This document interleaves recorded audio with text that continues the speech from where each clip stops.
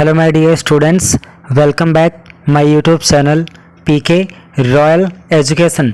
तो स्टूडेंट्स, आज हम लोग use of use to and would इसके बीच के डिफरेंस को समझेंगे, जानेंगे।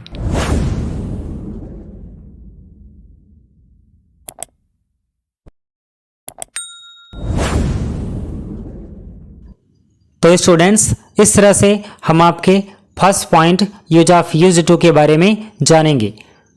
तो इसमें फर्स्ट पॉइंट है एक्शंस, यानी वो क्रियाएं you did in the past, जो आप पास्ट टाइम में बीते हुए समय में किया करते थे, but do not do now, लेकिन वह क्रियाएं, वह कार्य अब आप नहीं करते हैं, तो वहाँ पे यूज ऑफ यूज टू का प्रयोग किया जाता है। और नेक्स्ट पॉइंट है it can be used for conditions और स्टेटसेस, यानी ये जो यूज टू है इसका प्रयोग कंडीशंस यानी स्थितियों और स्टेटसेस अथवा दशाओं को व्यक्त करने के लिए भी किया जा सकता है। But do not need to include a point of time, लेकिन इसमें एक निश्चित समय इंक्लूड करने की आवश्यकता नहीं होती, उस कार्य का निश्चित समय बताने की आवश्यकता नहीं होती। तो स्टूडेंट्स, इस तरह से हमने आपको यूज ऑफ यूज टू के लिए दो पॉइंट्स बताए, दो बिंदु बताए, जिसमें से पहला पॉइंट ये बताया कि एक्शंस यानी वो क्रियाएं जो आप पास्ट में किया करते थे, पास्ट में किया करते थे, यानी आप उस कार्य को पास्ट में करने के आदी थे, but do not do now, लेकिन अब आप उसे नहीं कर रहे हैं, वहीं पे यूज ऑफ यूज टू का प्रयोग किया जाता है। और हमने सेकेंड पॉइंट में आपको बताया था कि इस यूज टू का प्रयोग कंडीशंस एंड स्टेटसेस यानी स्थितियों और दशाओं को व्यक्त करने के लिए भी किया जाता है, लेकिन इसमें एक निश्चित समय सम्मिलित करने की आवश्यकता नहीं होती। तो इस तरह से स्टूडेंट्स, हम आपके फर्स्ट एग्जाम्पल को देखते हैं। मैं फुटबॉल खेला करता था, यानी इसमें स्टूडेंट्स आप देख सकते हैं कि जो सब्जेक्ट आई है यानी मैं है, वह बताना चाहता है कि वह बीते हुए समय में फुटबॉल खेलने का आदी था, लेकिन अब वो उस कार्य को नहीं कर रहा है। इसलिए इस सेंटेंस में हम यूज ऑफ यूज टू का प्रयोग करेंगे। तो आपका ट्रांसलेशन होगा आई यूज टू प्ले सॉकर, यानी मैं फुटबॉल खेला करता था। इस तरह से आपका सेकंड एग्जाम्पल है हम प्रत्येक साल एक पारिवारिक छुट्टी पर जाया करते थे, यानी बताया जा रहा है कि इसमें जो सब्जेक्ट वी है यानी हम है, वह बताना चाहते हैं कि हम प्रत्येक साल पारिवारिक छुट्टी पर जाने के आदी थे, लेकिन अब हम उस कार्य को नहीं कर रहे हैं। तो इस तरह से स्टूडेंट्स, इस सेंटेंस में भी यूज टू का प्रयोग किया जाएगा। तो आपका ट्रांसलेशन होगा we use to go on a family vacation every year. इस तरह से आपका अगला एग्जाम्पल है वह एक किसान हुआ करता था, यानी इसमें जो सब्जेक्ट वह है वह बताना चाहता है कि वह बीते हुए समय में एक किसान हुआ करता था, लेकिन अब वो एक किसान नहीं रहा है, अब वो किसान नहीं है। तो इसका भी ट्रांसलेशन होगा he used to be a farmer, यानी वह बीते हुए समय में एक किसान हुआ करता था। इस तरह से आपका फोर्थ एग्जाम्पल है वह आम खाना पसंद किया करती थी, यानी इसमें इस सब्जेक्ट में जो वह है, जो लड़की है, उसके बारे में बताया जा रहा है कि वह बीते हुए समय में आम खाना पसंद किया करती थी, लेकिन अब वो ऐसा नहीं कर रही है, यानी अब उसकी पसंद बदल चुकी है। तो इसका भी ट्रांसलेशन होगा she used to love eating mangoes, यानी जो लड़की है सी, वह बीते हुए समय में आम खाना पसंद किया करती थी। इस तरह से आपका नेक्स्ट एग्जाम्पल है तुम नदी में नहाया करते थे, यानी इसमें बताया जा रहा है कि जो सब्जेक्ट यू है वह बीते हुए समय में नदी में नहाने का काम किया करता था, लेकिन अब वो उस कार्य को नहीं कर रहा है। तो हम इसका ट्रांसलेशन बनाएंगे you used to bath in the river, यानी तुम नदी में स्नान किया करते थे। तो स्टूडेंट्स, इस तरह से हमने यूज्ड टू के प्रयोग को जाना और साथ ही साथ उसके एग्जाम्पल्स को भी देखा। अब हम अगले यूज वुड के बारे में पढ़ेंगे, जिसमें लिखा हुआ है एक्शंस यानी वो क्रियाएं you did in the past, जो आप पास्ट में यानी बीते हुए समय में किया करते थे, but do not do now, लेकिन अब आप उसे नहीं कर रहे हैं। यानी स्टूडेंट्स, इसमें जो फर्स्ट पॉइंट है यह आपके यूज टू के फर्स्ट पॉइंट से सेम टू सेम मैच कर रहा है। यानी उसमें भी यही था कि जो यूज्ड टू का प्रयोग था यह उन क्रियाओं के लिए किया जाता था जो पास्ट में हो रहे हैं लेकिन अभी वो नहीं हो रहे हैं। उसी तरह से इसमें भी है कि वो क्रियाएं जो आप पास्ट में किया करते थे लेकिन अब आप उसे नहीं कर रहे हैं। लेकिन इसमें कुछ पॉइंट्स ऐसे हैं जो कि यूज्ड टू के पॉइंट से यानी नियम से थोड़े चेंज हैं, जिसमें से हम सेकेंड पॉइंट को देखते हैं। It can not be use for conditions और स्टेटसेस, यानी इसमें बताया जा रहा है कि ये जो वुड है इसका प्रयोग शर्तों और स्थितियों को व्यक्त करने के लिए नहीं किया जा सकता। और साथ ही साथ इसमें एक और पॉइंट है जिसमें बताया गया है कि it is used with a point of time, इसमें एक निश्चित समय भी सम्मिलित किया जाता है।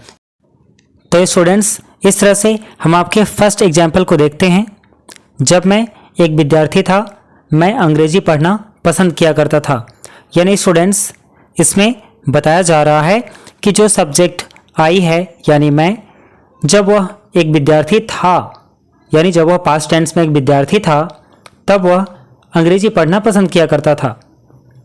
यानी ये बीती हुई आदत के बारे में बता रहा है, एक अवस्था के बारे में बता रहा है जिस अवस्था में वह अंग्रेजी पढ़ना पसंद किया करता था। यानी वो भी एक समय है, यानी इसमें समय सम्मिलित किया गया है, इसलिए हम इसको यूज ऑफ वुड के प्रयोग से बनाएंगे। इसलिए आपका ट्रांसलेशन होगा when I was a student, जब मैं एक विद्यार्थी था, comma I would like reading English, मैं अंग्रेजी पढ़ना पसंद किया करता था। इसी क्रम में स्टूडेंट हम आपके सेकंड एग्जाम्पल को देखेंगे। जब मैं एक बच्चा था मैं क्रिकेट खेला करता था। यानी ये भी वही सिचुएशन है, इसमें भी समय को सम्मिलित किया गया है। यानी बताया जा रहा है कि जो सब्जेक्ट मैं है, जब वो एक बच्चा था तब वह क्रिकेट खेलना पसंद किया करता था। तो स्टूडेंट्स, आपका ट्रांसलेशन होगा when I was a kid, जब मैं एक बच्चा था, आई वुड प्ले क्रिकेट, मैं क्रिकेट खेला करता था। तो आपका नेक्स्ट एग्जाम्पल होगा हम प्रायः समुद्र के किनारे जाया करते थे और धूप का आनंद लिया करते थे या लेते थे। तो स्टूडेंट्स, आप इसमें देख सकते हैं कि इसमें भी समय को सम्मिलित किया गया है।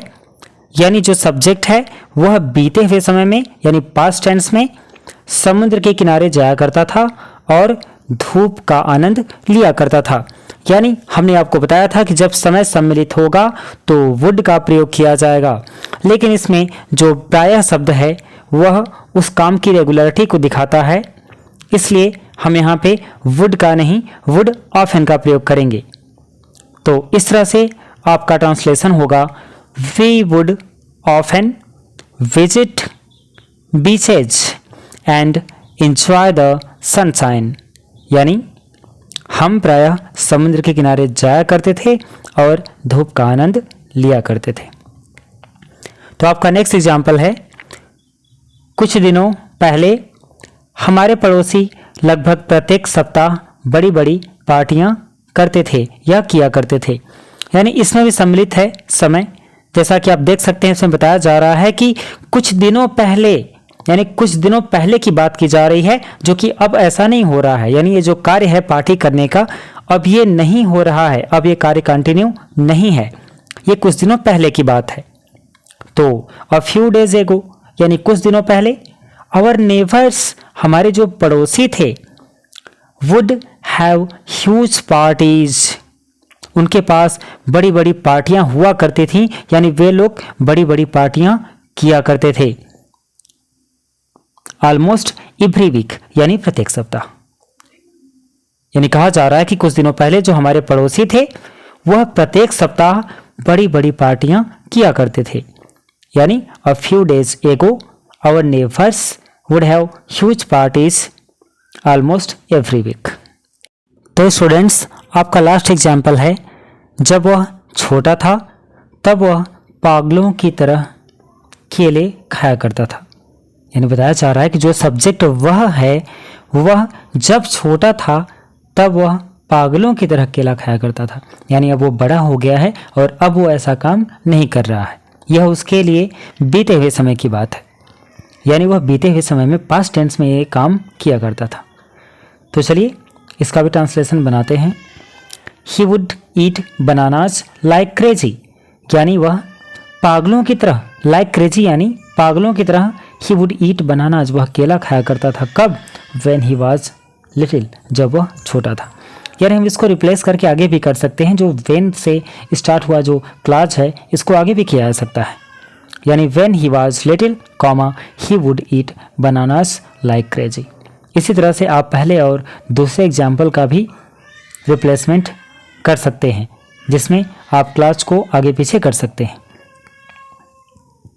तो स्टूडेंट्स, इस तरह से हमने आपको यूज ऑफ यूज्ड टू और वुड के डिफरेंस को बतलाया, समझाया। उम्मीद करते हैं कि आपको हमारी बातें अवश्य समझ में आई होंगी। तो इस तरह से हम आपसे कहेंगे कि यदि आपको हमारा वीडियो पसंद आए तो आप इसे लाइक करें, शेयर करें और हमारे चैनल को सब्सक्राइब करें।